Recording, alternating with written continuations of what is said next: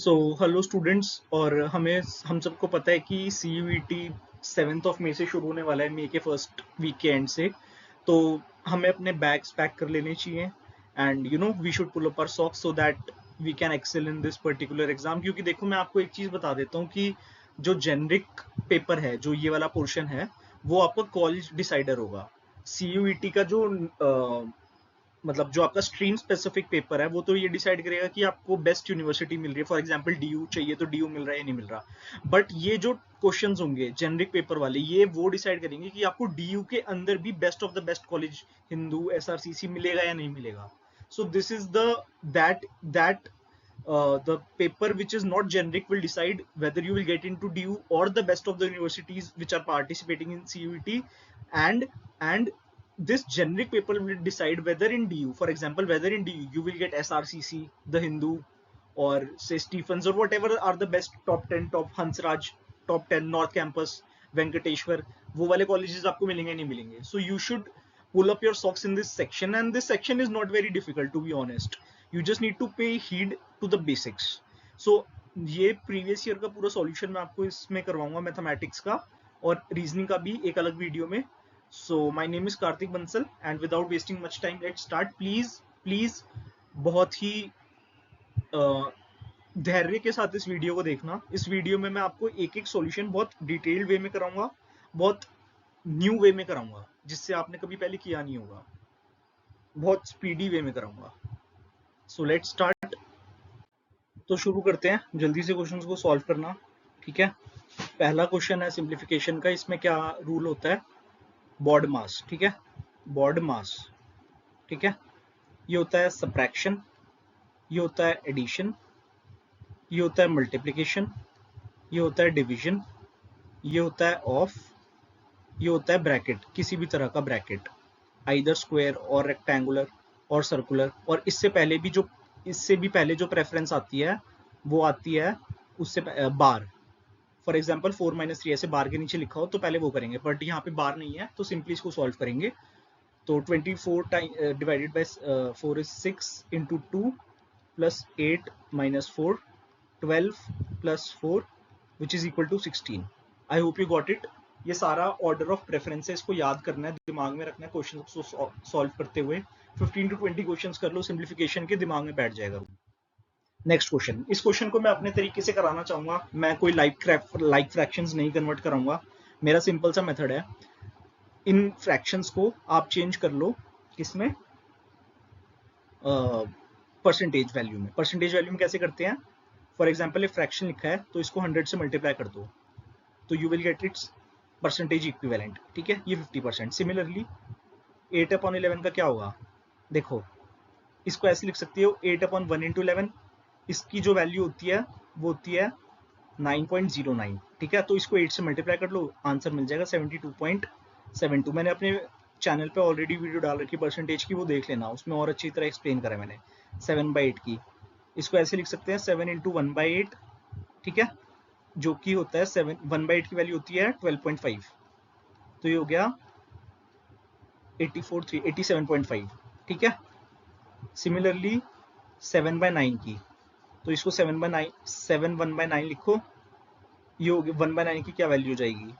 11.11, जो कि है 77.77%. I hope you are getting it. 5/6 की क्या हो जाएगी? 5 into 1/6. 1/6 की क्या होती है? इसकी होती है 16.66, तो ये बैठेगी 83.36%. ठीक है, अब हमें हाईएस्ट और लोएस्ट का वो बताना है. अब दूसरे कलर से इनको हाईलाइट करते हैं. देखो, हाईएस्ट क्या है अपने पास? 87.5. लोएस्ट क्या है? 50. तो 87.5 माइनस 50 कितना हो गया? 37.5. या ये परसेंटेज वैल्यू 37.5 कितना होगा? देखो, मैंने बताया था 1/8 की वैल्यू होती है 12.5. ठीक है, अब इसको जब आप 3 से मल्टीप्लाई कर लोगे तो आंसर आएगा 37.5, जो कि यही है. तो जब इसको मल्टीप्लाई करें तो फ्रैक्शनल पार्ट को भी 3 से मल्टीप्लाई करना पड़ेगा, तो 3/8 आपका आंसर आ गया. So this is your answer. I hope you got it. Comment section में हम कमेंट कर सकते हैं अगर कोई भी चीज समझने में प्रॉब्लम आ रही हो तो.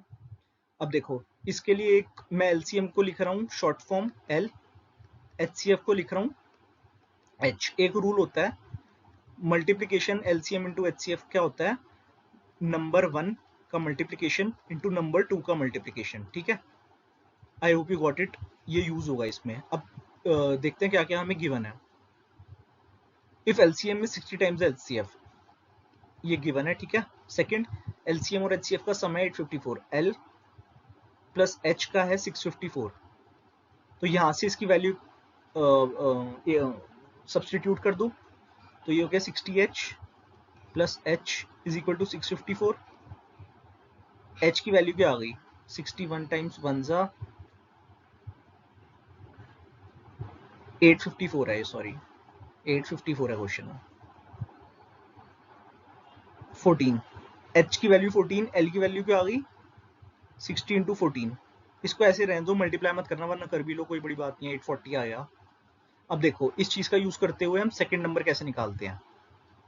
840 LCM into HCF is equal to 70 into X, X मतलब सेकंड नंबर, तो इसको कैलकुलेट कर लो ऐसे। 12 टाइम्स 14 इज 144 प्लस 24 168। मैंने कैसे करा इसको, 12 into 12 plus 2 which gives you 144 plus 24, ठीक है। 168 इज योर आंसर। नेक्स्ट, इस क्वेश्चन को सॉल्व करते समय बाद में सेंटेंसेस में ध्यान रखना कि अगर किसी की एज 8 साल से बढ़ रही है, 8 साल बाद की बात कर रहे हैं, तो दोनों में ही प्लस होगा, वो दोनों बच्चों में, ठीक है। मैं ले रहा हूँ हरीश के लिए h, हरीश की present age h is equal to 8 times the sum of the ages of two sons. Two sons का मैं ले रहा हूँ, सन 1 का ले रहा हूँ S1 की k, S2 की p, ठीक है। तो अकॉर्डिंग टू क्वेश्चन ये फर्स्ट इक्वेशन बन गई। अब सेकंड इक्वेशन क्या है, आफ्टर 8 इयर्स, मतलब 8 साल में हरीश की प्रेजेंट एज में 8 साल प्लस होंगे, सिमिलरली 2 टाइम्स द सम। तो देखो k प्लस 8, इसकी भी 8 साल बढ़ेगी और दूसरे सन की भी 8 साल बढ़ेगी, इन दोनों के सम के 2 टाइम्स के इक्वल है हरीश की 8 साल की एज। तो ये क्या इक्वेशन बन गई, 2k plus 2p is equal to 32, ठीक है। यहाँ ये फर्स्ट इक्वेशन है, ये सेकंड इक्वेशन है। फ्रॉम इक्वेशन 1 हम h की वैल्यू करेंगे रिप्लेस, तो और यहाँ पे लिखेंगे, तो ये क्या बन गया 8k plus 8p plus 8 is equal to 2k plus 2p plus 32, ठीक है। तो 6k प्लस 6p की क्या वैल्यू आ गई 24, k प्लस p की क्या वैल्यू आ गई 4, ठीक है। इस k प्लस p की वैल्यू इसमें पुट कर दो, हरीश की प्रेजेंटेज आ जाएगी। हरीश की प्रेजेंटेज क्या है 8 into k plus p which is 4 which comes out to be 32. I hope you got it. Comment section is open. कुछ भी अगर comment करना हो सॉल्यूशन से रिलेटेड तो बता देना, ठीक है। In an examination it is required to, अब देखो पासिंग मार्क्स क्या है,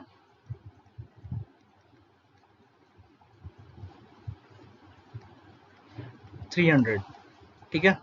स्टूडेंट की कितने आए मार्क्स,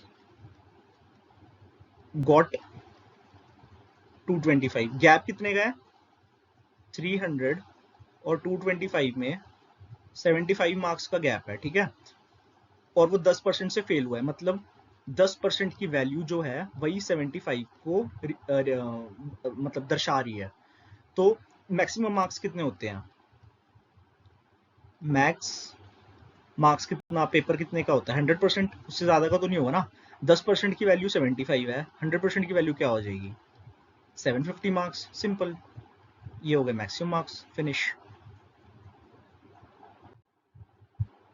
अच्छा क्वेश्चन है, एवरेज का क्वेश्चन है, तो ऐसे मत करना 3 + 2 5 करके उसको एवरेज से कर रहे हो, that is a very big question. कुछ नहीं है, एक तरफ लिखो बॉयज, एक तरफ लिखो गर्ल्स, ठीक है।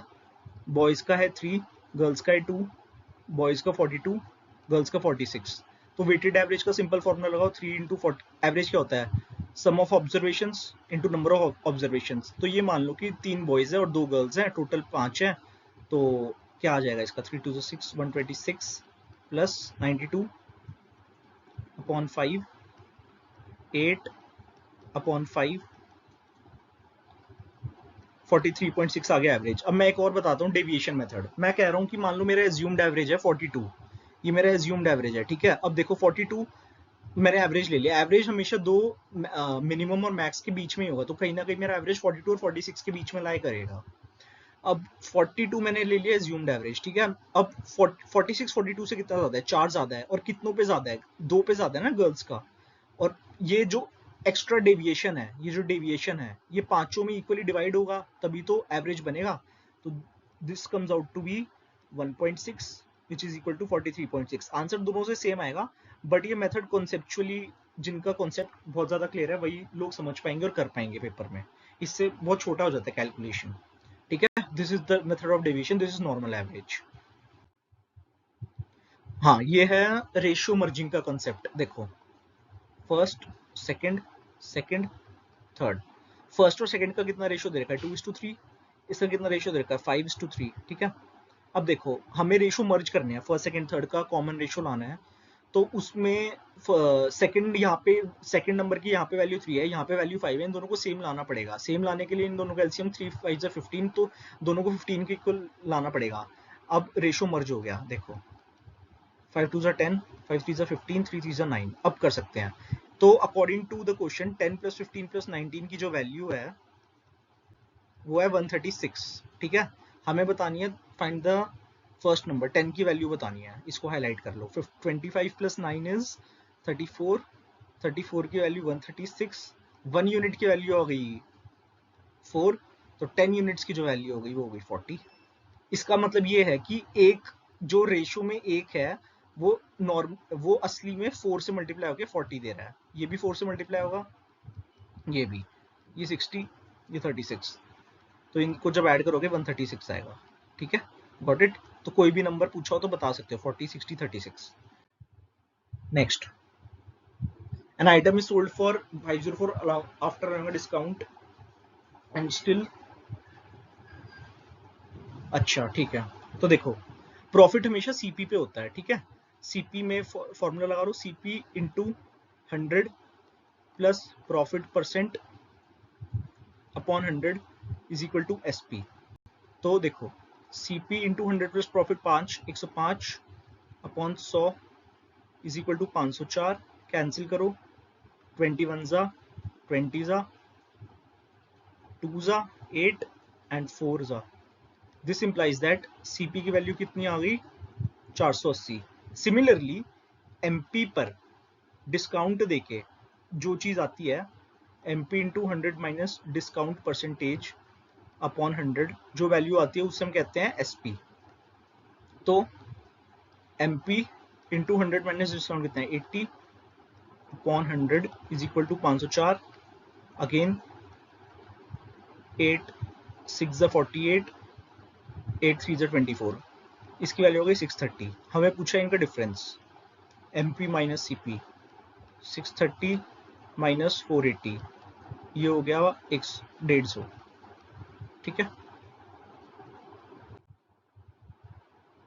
हाँ, इसमें क्या करेंगे, दोनों अमाउंट्स को माइनस करो, पहले दोनों अमाउंट्स को माइनस करो।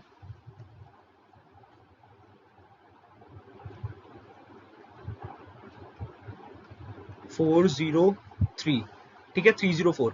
तो ये 5 - 3 भी करो, 5 - 3 2, मतलब जो 2 ईयर्स के अमाउंट, जब 5 ईयर का अमाउंट और 3 ईयर का अमाउंट माइनस करा तो 2 साल का इंटरेस्ट ही तो बच गया। 2 साल का सिंपल इंटरेस्ट 304 है, 1 साल का सिंपल इंटरेस्ट कितना हो गया, 2 1 2, 2 5 10, 2 2 4, ये 1 साल का है। अब हमें चाहिए प्रिंसिपल। देखो इसमें क्या क्या इंक्लूडेड है, 3 साल का एसआई प्लस प्रिंसिपल।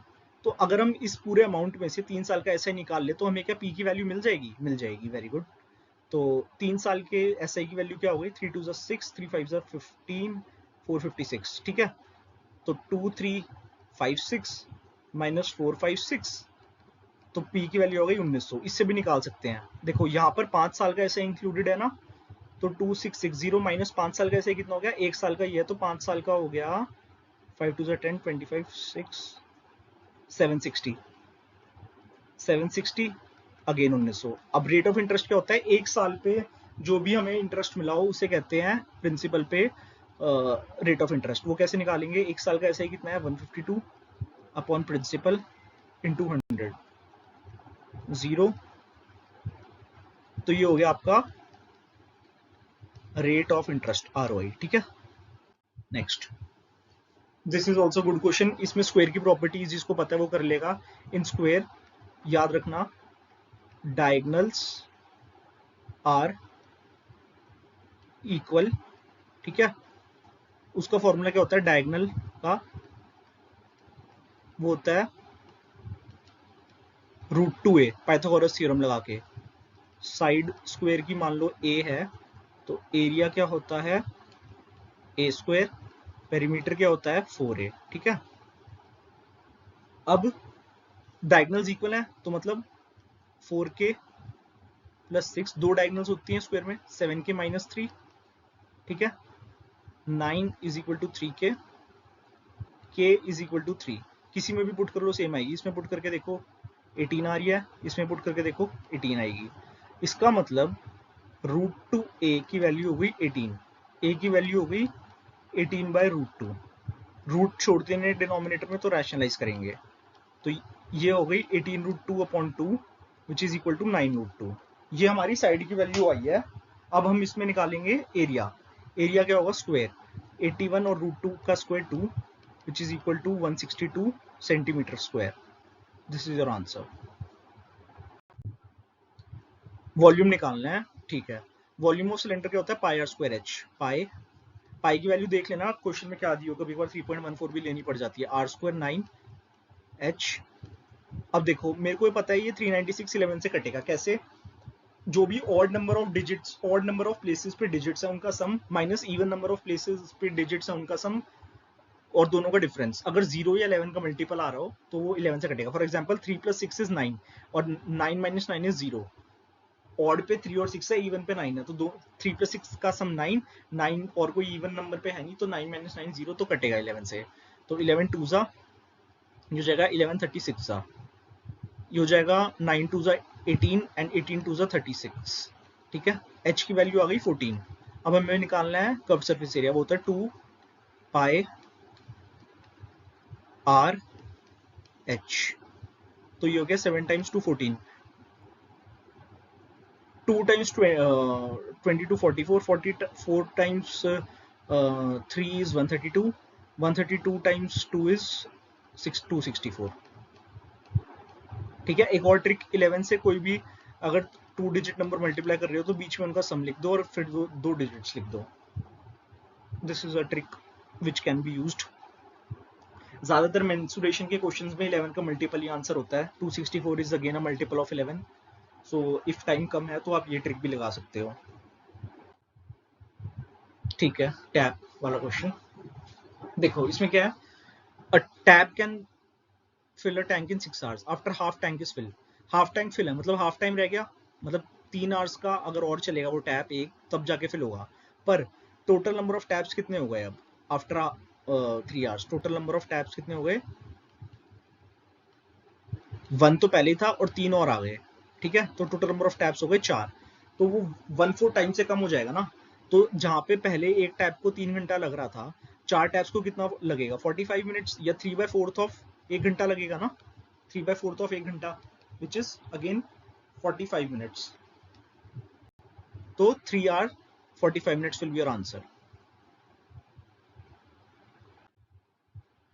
ये अच्छा क्वेश्चन है, इसमें याद रखना कि किलोमीटर पर आर को जब 5/18 से मल्टीप्लाई कर लेते हो तो मीटर पर सेकंड मिलता है। मीटर पर सेकंड को जब 18/5 से मल्टीप्लाई कर लेते हो तो किलोमीटर पर आर मिलता है, ठीक है। तो और एक और formula, speed is equal to distance upon time, ठीक है। अब करते हैं इसको, 80 × 5/18 speed is equal to distance. देखो दो डिस्टेंस होंगे इसमें, एक टनल की लेंथ और ट्रेन की लेंथ अपॉन टाइम, ठीक है। कैलकुलेशन देखना कैसे करनी है, 800 is equal to 350 plus L, 450 is equal to the length of train.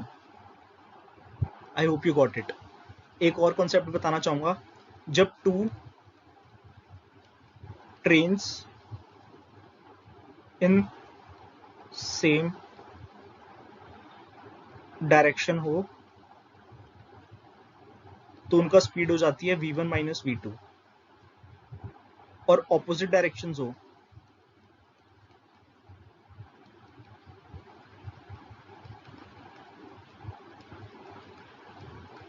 तो स्पीड हो जाती है ऐड हो जाती है, रिलेटिव स्पीड, ये होती है रिलेटिव स्पीड।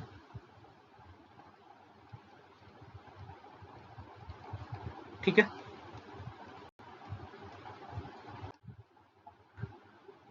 थेल्स थ्योरम पे क्वेश्चन है ये ट्रायंगल का, बहुत इंपॉर्टेंट है थेल्स थ्योरम, बहुत इंपॉर्टेंट। ABC है,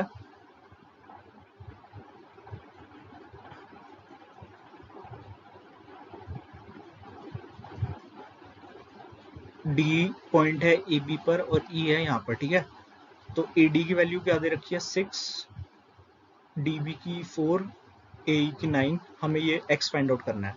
तो according to Thales theorem AD DB is equal to AE upon EC, तो निकाल लो value, 6 upon 4 is equal to 9 upon X, this implies that X की वैल्यू क्या आ गई 6, दिस इज आवर आंसर।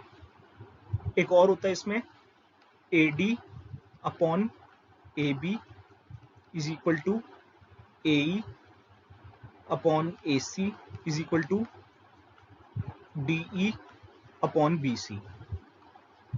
ठीक है, also if D and E are midpoints, then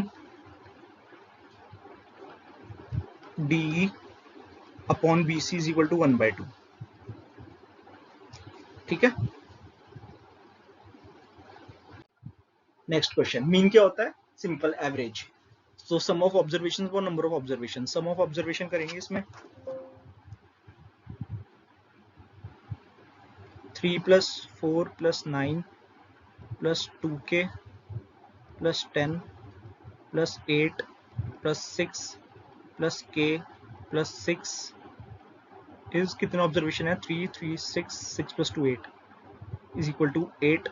तो इसका क्या आंसर है, करते हैं इसको, +3 + 4 7 7 + 9 16 16 + 10 26 26 + 8 34 34 + 6 40 40 + 6 46 46 + 3k की वैल्यू क्या है 64, तो 3k की वैल्यू कितनी आ गई 18, k की वैल्यू आ गई 6। ठीक है, ये कैसे करा 64 - 46, जब दोनों ऑपोजिट हो ना, मिरर नंबर हो 64 और 46, तो उनके बीच का गैप ले लो और 9 से मल्टीप्लाई कर लो।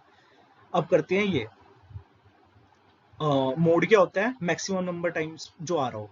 अब देखो अभी 4 है मोड, मतलब कि इन दोनों में से कोई एक 4 होगा जो कि p को 2 रखने पे आएगा। ठीक है, p इज इक्वल टू 2 रखने पे आएगा, तो p की वैल्यू आ गई 2।